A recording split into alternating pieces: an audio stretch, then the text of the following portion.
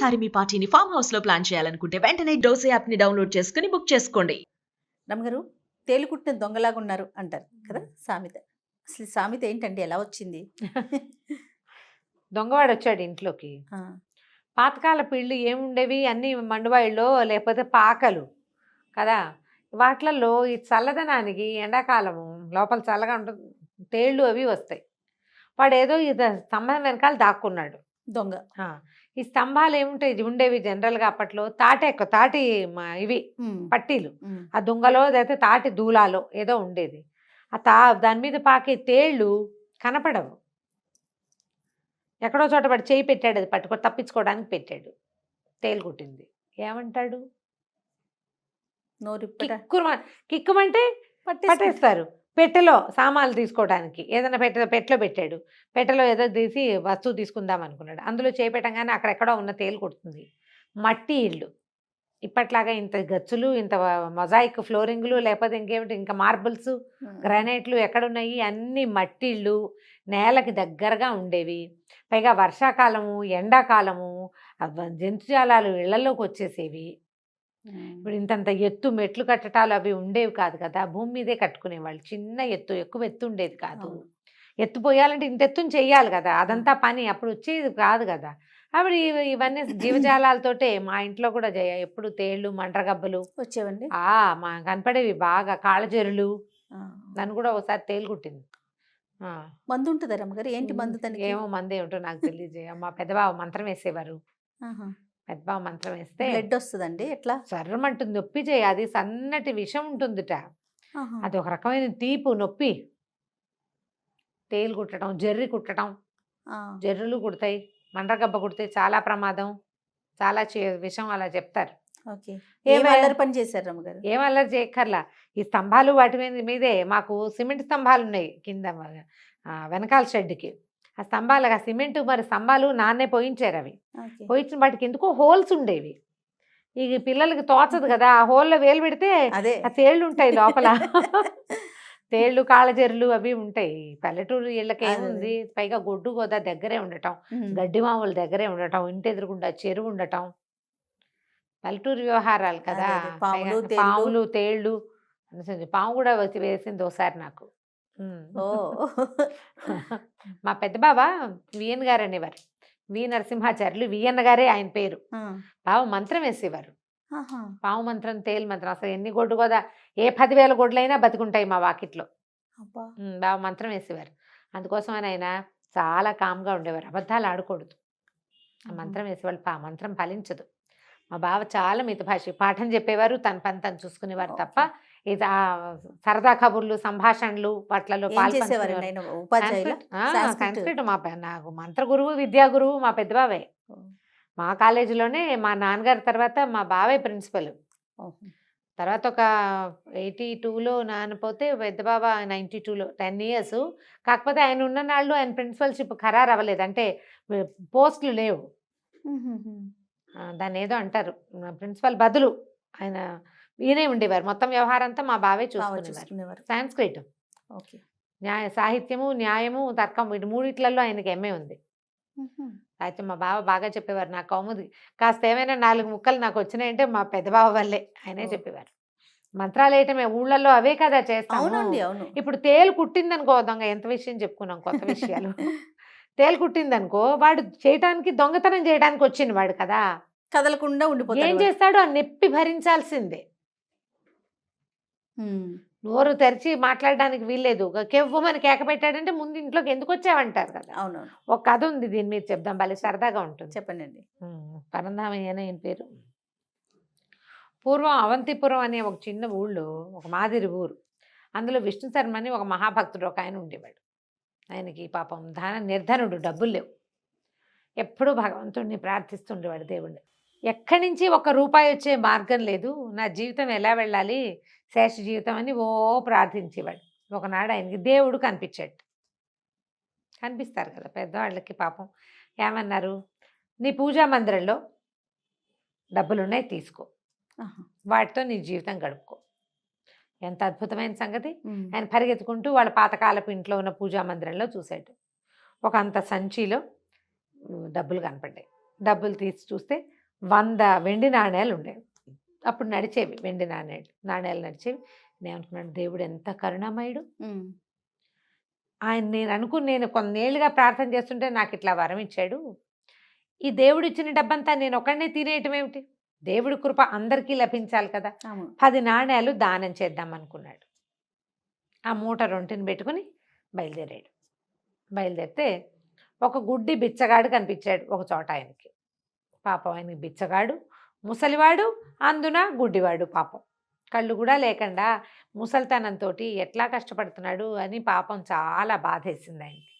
ఏమనుకున్నాడు, ఒక్కొక్కళ్ళకి ఒక్కొక్క రూపాయి చొప్పున 10 మందికి 10 రూపాయలు ఇచ్చే బదులు ఇవి ఒక్కడికే పాపం ఆ 10 రూపాయలు ఇచ్చేయకూడదు నేను, వీరి జీవితం హాయిగా వెళ్ళమారిపోతుంది. అప్పట్లో 10 రూపాయలు అంటే ఇప్పటి 10,000 లాగానమాట. వాడి జీవితం వెళ్ళిపోతుంది. ఆలోచించి ఇప్పుడు 10,000 కూడా జీవితం వెళ్ళదనుకో. అక్కడి నుంచి ఏం చేశాడు, వాడి బొచ్చెలో డబ్బులు బావయ్య దానం అంటాడా, ఆ బొచ్చెలో ఈ డబ్బులు వేశాడు. టంగుమనేసరికల్లా ఆశ్చర్యపడి, ఎవరు బాబు తమరు అంటే, నేను ఫలానా వాడిని అన్నాడు. బాబు ఏంటి నాయనా ఇన్ని వేశారు, బరువుగా ఉన్నాయి, టంగుమని మోగింది అంటే 10 నాణేలు వేశానయ్యా. మహానుభావులు మీరు ఎంత గొప్పవాళ్ళు బాబు, కానీలు అర్ధనాలు వేస్తారండి జనాలు అంతాను. మీరు చక్కగా మీరు ఒక నాణ్యం కాకుండా 10 నాణేలు వేశారు, బంగారు తండ్రి మీరు అనగానే ఈయన నాబోటి పిచ్చి మారదు, ఆయనకి తెలీదు. ఆయన ఏమన్నాడు, దానిదేముంది ఆయన, భగవంతుని ప్రార్థిస్తే ఆయన 100 నాణేలు ప్రసాదించాడు నాకు, అందులో నుంచి 10 దానం చేశాను అంతే. ఓకే, పిచ్చిమారాదు అనుకోండి, పిచ్చిమాలోకం అనమాట, చెప్పకూడదు. చెప్పేశాడు. చెప్పంగానే ఆశ్చర్యపడి, నిజమా బాబు, దేవుడు మీకు 100 నాణేలు ఇచ్చాడు, అందులో 10 నాకు ఇచ్చారా అని. 100 నాణేలంటే ఎంత బరువు ఉంటాయో కదా, ఈ 10 నాణేలకే ఇంత బరువు ఎక్కింది. చేతిలోకి తీసుకున్నాడు. ముట్టుకుంటుంటే ఎంత సంతోషంగా ఉంది. లక్ష్మీదేవి ఎంత ధైర్యం డబ్బులుంటే అని. బాబు తమరు ఏమనుకోకుండా 100 నాణేలు, ఆ నాణేలని నా చేతిలో పోయండి ఒక్కసారి. ఎప్పుడూ జీవితంలో 100 నాణేలు స్పర్శను ఎరగను. కంటితో చూసేది నాకు ఎలాగూ లేదు, చేత్తో పట్టుకునేదే. నా చేతిలో పోయండి ఒక్కసారి, ఆ బరువు చూస్తాను అంటే. ఈయన బిజిమాలోకం ముందే పోయి తెలిసిపోయింది కదా. ఆయన ఉన్నాడు, దాని దేవుంది ఆయన, ఎవరికైనా లక్ష్మీదేవి కటాక్షం కావాల్సిందే. ఇంత పట్టని ఆ రొంటినున్న మూటను తీసి వాడి చేతిలో పెట్టాడు. వాడు ఇట్లా ఇట్లా ఎగరేశాడు. చాలా సంతోషి అతని మొహంలో కనపడుతున్నటువంటి ఆనందాన్ని ఆస్వాదిస్తూ, ఆహా లక్ష్మీదేవి ఎంత సౌఖ్యాన్ని ఇస్తుంది కదా, ఎంత సంతోషంగా ఉన్నాడో కదా అని ఈయన కూడా అలా వాడి మొహంలోకి చూస్తున్నాడు. వీడేం చేశాడు, టకీమని ఆ చేతిలో ఉన్న మూట ఆ 10 నాణేలు చేతపుచ్చుకున్నాడుగా, ఈ 10 ఎత్తి జోలు వేసుకుని వెళ్ళొస్తాను బాబయ్య దండాలు అన్నాడు.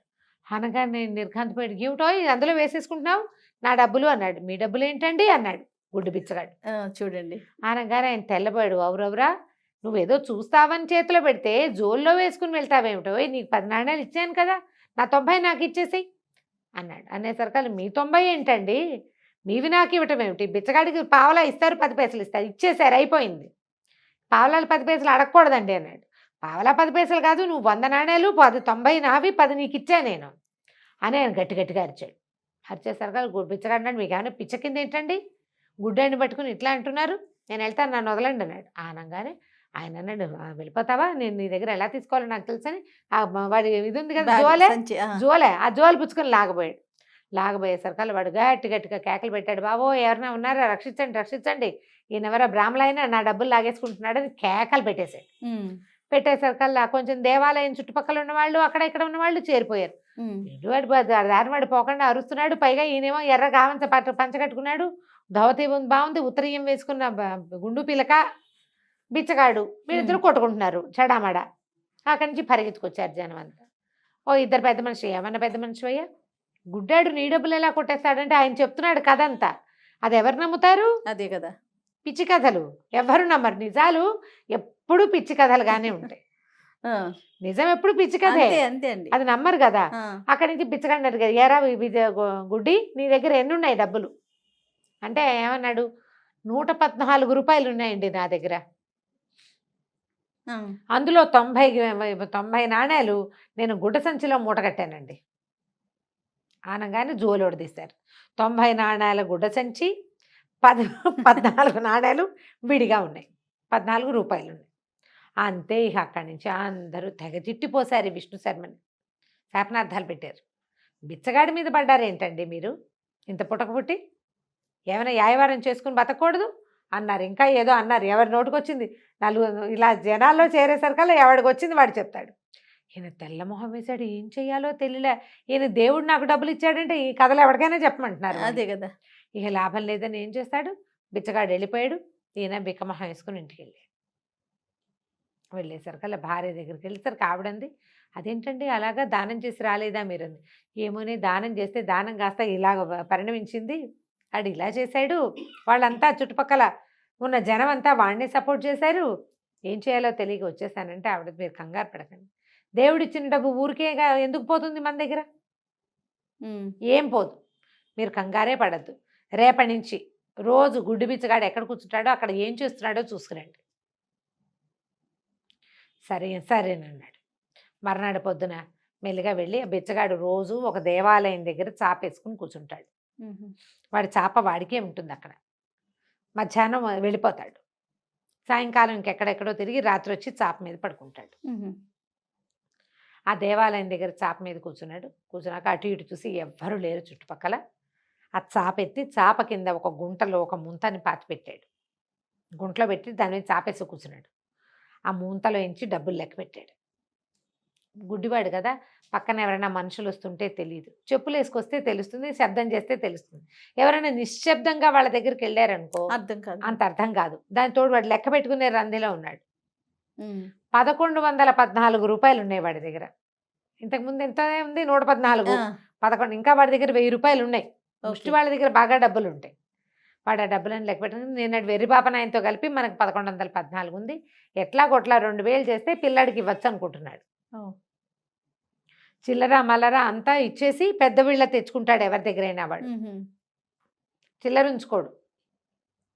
అక్కడి నుంచి ఏమైంది, అసలు మళ్ళీ ఆ ముంతని ఆ గుంట్లో పెట్టేసి చాపేసేసుకున్నాడు. మామూలుగా గుళ్ళకి గోపురాలకి వచ్చేవాళ్ళు చకచకా నడిచొస్తారు, ఏవైనా మోసుకొస్తారు, చెప్పులు వేసుకొస్తారు, 2 3 కలిసి వస్తారు. ఆ శబ్దాలన్నీ గుడ్డెబ్బాయికి వినపడతాయి.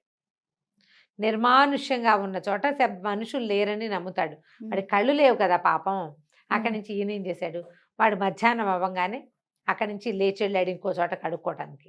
వెళ్ళగానే ఈయన ఏం చేశాడు, చాపెత్తి ఆ గుంట కింద ఒకసారి దెబ్బ ఇలా అనేస్తే మట్టి వచ్చేస్తుంది పక్క. వాడు కళ్ళు లేని వాడు ప్లాంట్గా చేస్తున్నాడు, ఈయన కళ్ళు కనపడతాయి కదా, ఆ ముంత పుచ్చుకుని ఇంటికి వచ్చేసాడు. సాయంత్రానికి బిచ్చగాడు వచ్చి ఆడు కూర్చున్నాడు యథావిధిగా. ప్రతిరోజు ఓసారి చాపెత్తి తడిమి ఉంటుందో లేదో చూసుకోవటం అలవాటు. చూశాడు, లేదు.